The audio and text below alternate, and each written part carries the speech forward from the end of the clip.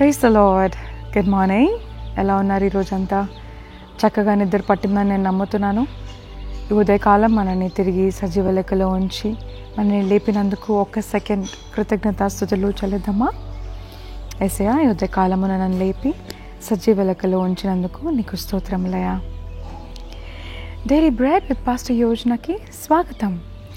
ఈరోజు ఉదయకాలము మనము దేవుడి ఎదుటి నుంచి వినబోతున్న చక్కటి మాట సామెతల గ్రంథము 14వ అధ్యాయము 23వ వచనం నుంచి. ఏ కష్టము చేసినను లాభమే, ఏ కష్టము చేసినను లాభమే కలుగును, వట్టి మాటలు లేమిడికి కారణములు. చూసారు కదా, ఏ కష్టము చేసినా లాభమే కలుగును. మీరు సాఫ్ట్వేర్ ఇంజనీర్ అయ్యి, మీరు పెద్ద పెద్ద చదువులు చదువుకొని నాకు పెద్ద ఉద్యోగం వస్తేనే నేను జాబ్ చేస్తాను, మేనేజర్ ఉద్యోగం వస్తేనే నేను జాబ్ చేస్తాను, అసిస్టెంట్ పొజిషన్ వస్తే నేను చేయను, ఆ చిన్న చిన్న ఉద్యోగాలు నేను చేయను అనేసి ఇంట్లో సర్టిఫికెట్లు బీరువాలో పెట్టుకొని ఇంట్లో ఖాళీగా కూర్చొని ఏం చేయకుండా ఉంటున్నారా? అది వాక్యం సెలవిస్తుంది. ఏ కష్టం చేసినా కూడా మేలే అంట. సో అది చిన్న కష్టమైనా సరే, నువ్వు ఎంత చదువుకున్నావు అన్నది కాదు, నీకు ఎంత ఎక్స్పీరియన్స్ తో నువ్వు లైఫ్ ని ముందుకు తీసుకెళ్తున్నావు అన్నది ముఖ్యం. మనం చాలాసార్లు చూస్తాము, మనము ఒక చిన్న టీ కొట్టు పెట్టుకున్న వ్యక్తి, ఒక చిన్న ఛాయ్ అమ్ముకున్న వ్యక్తి కోట్లాధిపతి అయ్యాడు, బంజారా హిల్స్లో బిల్డింగ్లు కట్టుకున్నాడని మనం వింటాము. మరి ఆయనకేం చదువు ఉంది? మరి ఆయనే ఉద్యోగం చేశాడు. ఎంత గొప్పగా మారిన వ్యక్తి ఒక చిన్న పని చేసిన వాడుగా మొదలుపెట్టిన వాడే ఉంటాడు.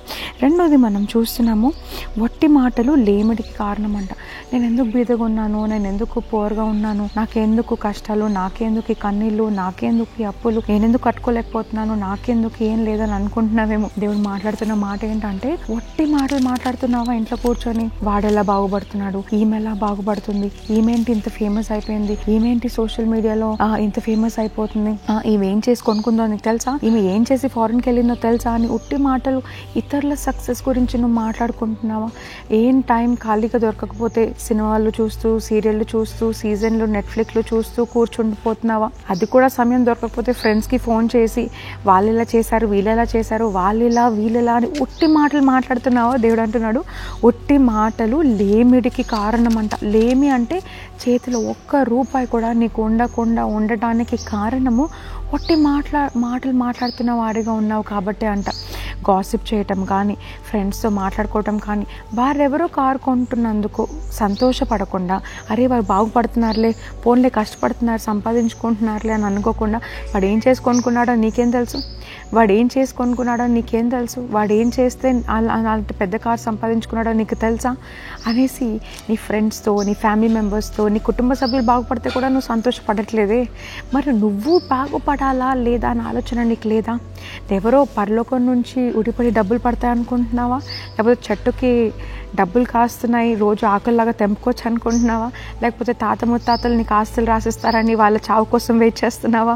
దేవుడు మాట్లాడుతున్నాడు, నువ్వు ఒట్టి మాటలు మాట్లాడుతున్నావు గనక, ఏమి చేయకుండా ఇంట్లో కూర్చుంటున్నావు గనక నువ్వు లేమిడికి కారణము అని దేవుడు వాక్యం సెలవిస్తుంది. అది మాత్రమే కాదు, చిన్న చిన్న కష్టమైనా చేసినా కూడా అది నీకు లాభం కలిగిస్తుందంట. చర్చ్లో నువ్వు సేవ చేస్తున్నావా?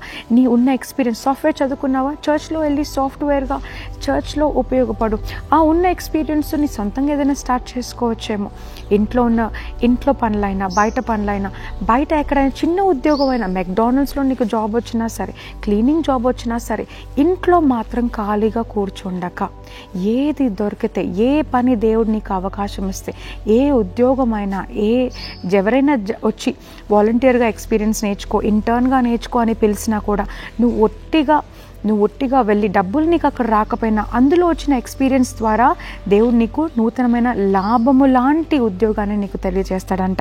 ఏ కష్టము చేసినను లాభమే కలుగును, వట్టి మాటలు లేమిడికి కారణములు.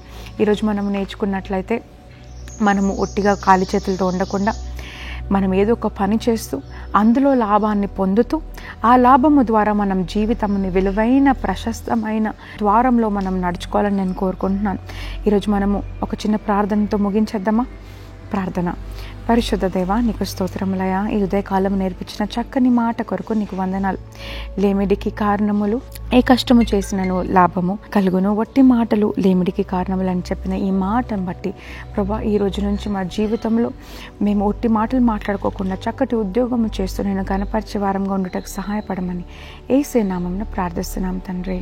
ఆమెన్. God bless you. మరొక ఎపిసోడ్లో మళ్ళీ కలుద్దాము. అంతవరకు సెలవు. Praise the lord.